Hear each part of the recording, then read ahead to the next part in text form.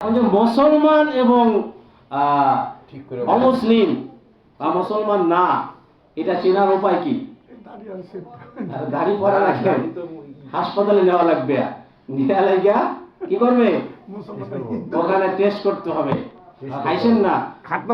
এটা কেন বললাম, মনে করেন অমল ঘোষ নাম বললাম, মাইন্ড করো না এখানে কেউ থাকলে। অমল ঘোষ একটা অমুসলিম, তার মুখে যদি দাড়ি থাকে, অজানা অচেনা জায়গায় অ্যাক্সিডেন্ট করছে, মারা গেছে, দূরের থেকে মানুষ দৌড়ে আসবে কি দেখে? দাড়ি দেখে আসবে, দাড়ি দেখে আসবে, কি ঠিক কিনা?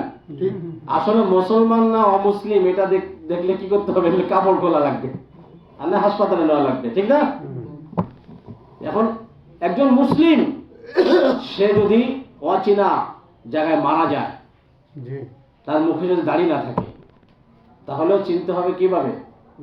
এই কায়দায় যে মুসলিম না অমুসলিম, এটা চেনার উপায় হলো এটা যে আমি মৃত্যুর পর আমাকে দেখে যদি চিনতে না পারে আমি মুসলিম না অমুসলিম, তাহলে আমি এই দুনিয়ায় জীবন যাপন করে আমার লাভটা কি? লাভ কি হইল? ঠিক। হ্যাঁ, আর একটা কথা মনে পড়ে গেল, যে একজন মা, একজন মহিলা, নাম বলবো না, আপনারা তো বুঝতে পারবেন, প্যাঁচ লাগায়েন না, বড়দের কথা, বড়দের কথা, অচেনা অজান্তে এক জায়গায় মারা গেছে, মাথায় পট্টি, হাতে তসবিহ, কপালে তিলক বা সিঁদুর যাই বলেন, উনি মারা গেছে। মারা যায়, হাত একটা উঁচু হয়ে রয়েছে, হাতে তসবিহ রয়েছে, মাথায় কি আছে? পট্টি আছে, কপালে তিলক আছে। তিলক কি মুসলমানদের শোভা পায়? মেয়েদের? হিন্দুদের। হিন্দুরা মরলে কি কবর দেবে, জানাজা পড়াইবো? হিন্দুরা মরলে কি জানাজা হয়? বাস, লোকজন দৌড়ে আসছে, হাতে তসবিহ দেখা, আর মুখের দিক তাকায় যায় যে কপালে তিলক পরা বা সিঁদুর পরা।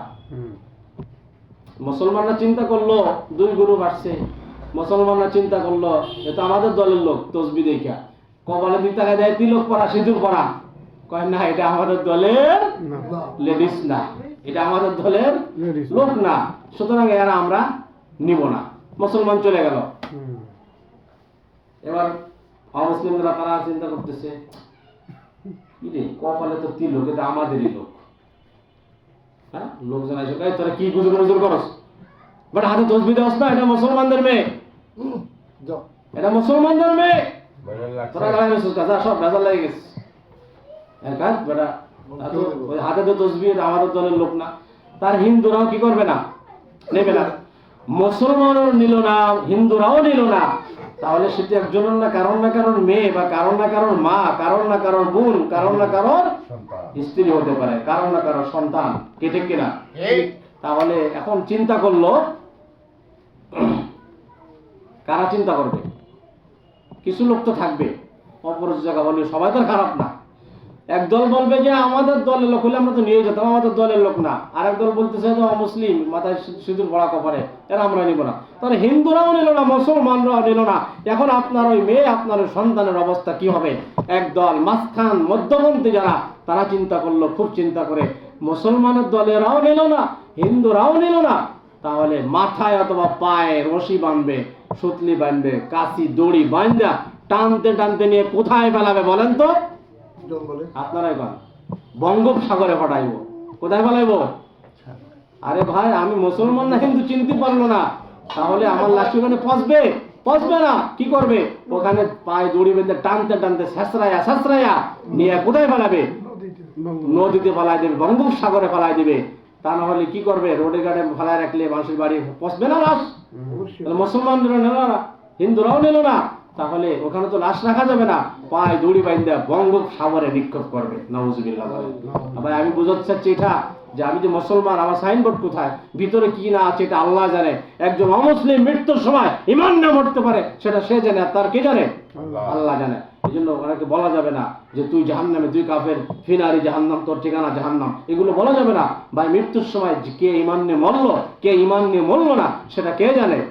আল্লাহ তাআলা ভালো জানে। সুতরাং কাউকে বলা যাবে না তুই জাহান্নামী, কাউকে বলা যাবে না তুই জান্নাতি। কারা জান্নাতি, কারা জাহান্নামী, এটা তো আল্লাহ তাআলা বলে দিয়েছে, ঠিক কিনা?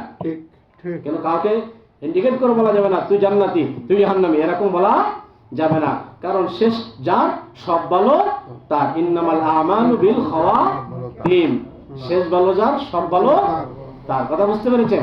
হাদিস কিন্তু শেষ হয় নাই। নবীজি বলেছেন যে আমার সুন্নাতকে ভালোবাসবে সে আমাকেই ভালোবাসলো। সুবহানাল্লাহ। তাহলে ভাই মেহেরবানি করে যে কথা বলতেছিলাম যে আমরা দাড়ি একটু রেখে দিই। দাড়ি রাখলে কোরআন হাদিসের কথা পরে রাখেন। বৈজ্ঞানিকরা বলেছে যারা যুবক মানুষ যারা দাড়ি ক্লিন শেভ করে তাদের যৌন শক্তি ক্ষমতা কমে যায়। জি জি, বৈজ্ঞানিকরা বলছে, মোল্লা মৌলবীদের কথা বাদ দেন, এটা পরে বলছি। যৌন শক্তি কমে যায়, চেহারার জ্যোতি নষ্ট হয়ে যায়, চোখের জ্যোতি নষ্ট হয়ে যায়। ইসলাম কি বলেছে? এটা সুন্নাত, এমন সুন্নাত বলা আছে বাধ্যতামূলক। এটা কিতাবে আসছে ওয়াজিব। দাঁড়িয়ে রাখা কি ওয়াজিব, রাখতে হবে, না রাখলে কি হবে? গুনাহ হবে। ওই যে ঘুমানোর পর আমলনামায় গুনাহ উঠতেই থাকবে, উঠতেই থাকবে। নাউজুবিল্লাহ। আল্লাহ রাব্বুল আলামিন আমাদেরকে, যে সমস্ত ভাইরা দাঁড়িয়ে রাখে না তাদেরকে আল্লাহ তাআলা নবীর সুন্নাত দাঁড়িয়ে রাখার তৌফিক দান করে বলে আমিন। আমরা নিয়ত করতে পারি না, হাত উঁচু করা লাগবে না, আল্লাহর কাছে বলে মনে মনে আল্লাহ আমাদের মুখে যেন আল্লাহ তাআলা দাড়ি রাখার তৌফিক দান করে, বলে আমিন। তাহলে নবীজি বলেছে যে ফাকাদ আহাব্বানি, আর যে এখানে প্রথম বলছে আমার সুন্নাতকে যে ভালোবাসলো সে আমি নবীকে ভালোবাসলো। পরে বলছে আর আমি নবীকে যে ভালোবাসলো কানা মাইয়া ফিল জান্নাহ, সে আমি নবীর সাথে জান্নাতে প্রবেশ করলো। সুবহানাল্লাহ। কথা কি বুঝতে পেরেছেন? তোমার নবীর সুন্নাত মোহাম্মদ ভালোবাসা সবার অন্তরে কম বেশি আছে। আরো এমন ভাবে থাকতে হবে যে সুন্নাত আমল করলে আল্লাহ খুশি হয়, নবীও খুশি হয়, এরকম আমল তৈরি করা। ঠিক কিনা? আসুন, আল্লাহ রাব্বুল আলামিন যে কথাগুলো আমাকে বলার তৌফিক দিলেন, আমাদেরকে শোনার তৌফিক দিলেন, আমাকে সহ আমাদের সকলকে রব্বে কারীম এই কথাগুলোর প্রতি আমল করার তৌফিক দান করুন। আমিন। ওয়া আখির দাওয়ানা আলহামদুলিল্লাহি রাব্বিল আলামিন। আসসালামু আলাইকুম ওয়া রাহমাতুল্লাহি ওয়া বারাকাতুহু।